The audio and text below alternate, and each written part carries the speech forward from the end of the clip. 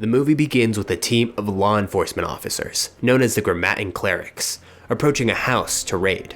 Inside, the residents scramble to hide artworks and other contraband that could provoke emotion, which is illegal in this society. As the clerics breach the perimeter, a firefight ensues between the officers and the inhabitants. After an intense exchange of gunfire, the clerics manage to gain entry into the house. After the clerics gain entry into the house, they proceed to search the premises for any illegal materials that could evoke emotions, such as art, music, or books. John broke into a room and shot all of the inhabitants. They find a hidden room underground, filled with paintings, and they burn all of them. In the car, John sees a book falling from his partner's pocket, Errol Patridge. John questions why Patridge didn't just leave the book for the evidentiary team, to which Patridge responds that he wanted to handle it himself to ensure it was done properly. He then reflects on the ongoing destruction of emotional artifacts and wonders how long it'll take to eradicate all of them. DuPont, the leader of the Tetragrammaton Council, addresses the citizens of Libria.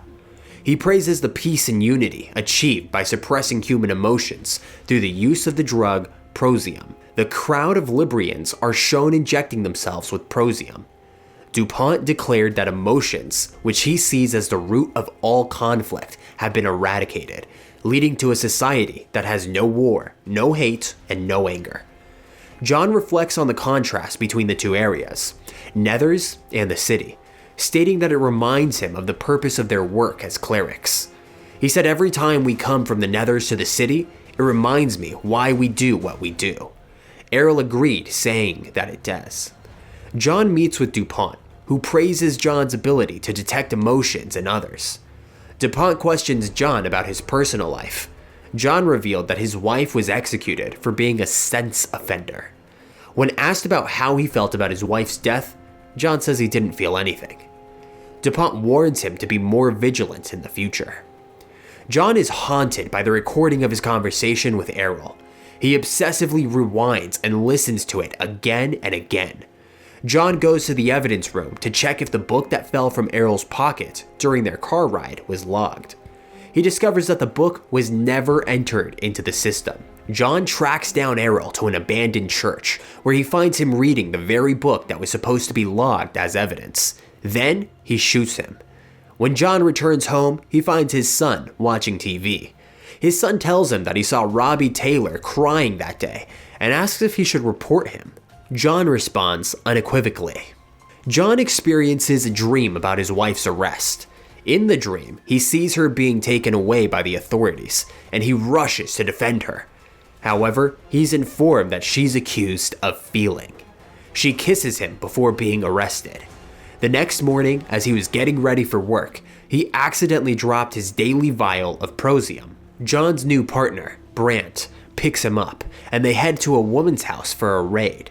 They discover a hidden room behind a wall, filled with artwork and other items that evoke emotion. The woman manages to grab a gun from one of the officers and attempts to shoot John, but she's quickly subdued before she can harm him. In the interrogation room, John questions Mary O'Brien, who challenges the concept of friendship and the lack of emotions in their society. She argues that life without feelings is meaningless. John informs her that she'll be sent to the Palace of Justice for processing, which Mary understands as execution. John, now off Prozium, is experiencing new things. As he's organizing his desk, his partner Brant arrives and questions the changes.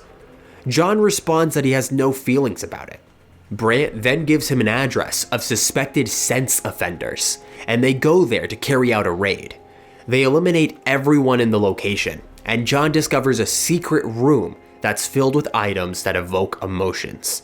He finds a music disc and plays it, leading him to experience a profound emotional reaction, and he starts to cry.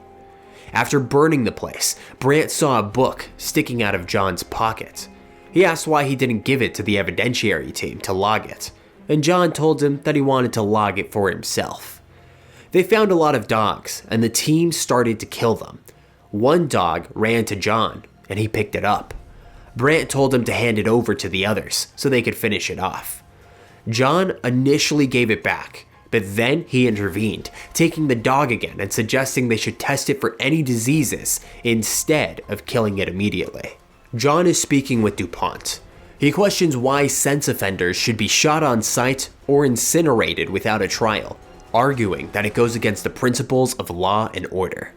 DuPont responds that the decree is the will of Father, who's the ultimate authority, and the obedience to Father's will is paramount, calling it faith. After observing Mary sitting in an interrogation room, John goes to the evidence room and retrieves her belongings. He examines each item and steals a ribbon. John decides to take the dog he saved to the area where they found it initially, but he can't bring himself to just leave it there. He puts it back in the trunk of his car, laying his coat there to make it comfortable. As he's doing this, a military vehicle pulls up, and the soldiers demand that he step away from the car. They ask for his identification, but it's in his coat in the trunk, so he tells them that he doesn't have it with him. The soldiers begin to search his car, and when they ask for the key to the trunk, John tells them he's a Grammaton cleric, first class, and then reveals his identity as John. The captain apologizes for not recognizing him and is about to return his key when they hear the dog in the trunk. As they open the trunk, they see the dog. They point their gun at John, and he reacts quickly and shoots all of the soldiers. John is in his house. He discreetly hides his daily vial of Prozium, the emotion-suppressing drug, behind his mirror. John is training when Brant approaches him, praising his dedication and hinting at his own superiority. Brant probes John about the recent murders in the Nether, suggesting it's his job to know John's thoughts. John remains guarded, while Brant expresses satisfaction with the crackdown on offenders, believing that it will hasten the end of the resistance. He informs John of an upcoming raid in the Nether Sector 7. John and Brant, along with their team, conduct a raid in the Nether Sector 7, targeting sense offenders. During the raid, John subtly assists some of the offenders in escaping. However, Brant discovers the escapees and thanks John for leading them into a trap. Brant asks John to execute them, but John suggests that they should be taken for clinical analysis instead, trying to avoid killing them. While Brant insists, reminding him of the rules, John finds himself unable to comply and steps aside. The soldiers then open fire, killing all of the captured offenders. John visits the place where Errol's body is kept, seeking forgiveness and feeling regret for his death. He takes Errol's belongings and finds pictures. Among them, he saw a picture of Errol and Mary. John visits Mary to ask about Errol. Mary says she doesn't know Errol because she's a sense offender and doesn't associate with clerics. But he shows her the picture together and told her that he wants to know more about Errol. He reveals that he was the one who killed him.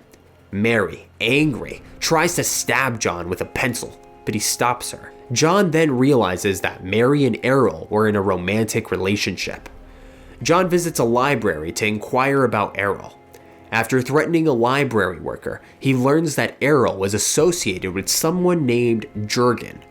John discovers a hidden room behind a bookshelf where he meets Jurgen, the leader of the underground.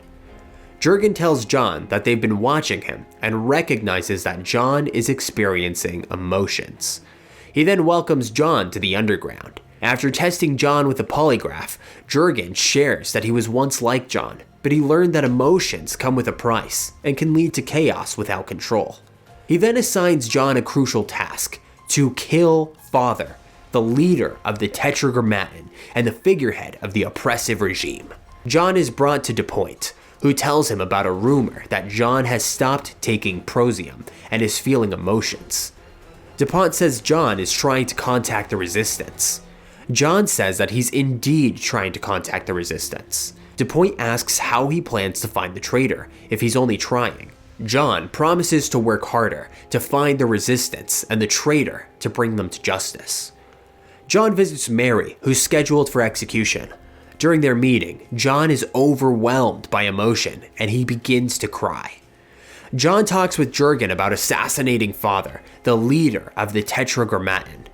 Jurgen explains that if Father is killed, the underground will disrupt the supply of Prozium, the emotional suppressing drug, leading to victory for their cause. John is unsure if he can succeed, but agrees to the plan. Jurgen advises him not to see Mary, who's set for execution, as it would make his mission harder. John goes to witness Mary's execution, hoping to intervene and save her. Despite his efforts, he's unable to stop the execution, and Mary is tragically killed. Following Mary's execution, John experiences an emotional breakdown. His visible display of emotion leads to his arrest by Brandt. John is taken to DuPont, but cleverly frames Brandt as the traitor. He accuses Brandt of betraying their society and provides evidence of his own gun, which is with Brandt. DuPont orders Brandt's arrest and execution. Brandt protests, claiming that it's a mistake, but his pleas are ignored. After Brandt's arrest, John is informed that his home will be searched as a routine procedure. He hurries back to his house to dispose of the hidden vials of Prosium, only to find that his son, who stopped taking Prosium after his mother's death, has already destroyed them. Jurgen instructs John to capture the leaders of the resistance in order to regain the government's trust. John calls the authorities and reports the location of the resistance. John is granted an exclusive audience with Father, believing that he's successfully deceived the government. However, upon arrival, he discovers that Brandt was not actually arrested. It was all part of a ruse to expose John and the underground. DuPont reveals to John that he is the real Father, having replaced the original Father who died. He admits that his group doesn't take Prosium, and that he used John to infiltrate and betray the underground. DuPont explains that he was looking for someone who could feel, but just didn't know it yet, making John the perfect agent. He taunts John for unwittingly destroying the resistance and giving himself up. Fueled by anger, John battles through a group of guards to reach DuPont's office, where he confronts and defeats Brandt in a sword fight. Then, John and DuPont face off in a gunfight, using their martial arts skills. John emerges victorious, as DuPont begs for mercy, questioning if the cost of rebellion is worth it. Echoing Errol's final words, John declares, "I pay it gladly," before eliminating DuPont. He then destroys the command center that broadcasts Father's propaganda. The resistance movement attacks all the soldiers in the command center. John, watching from a vantage point, witnesses the underground's successful destruction of the Prosium manufacturing plants.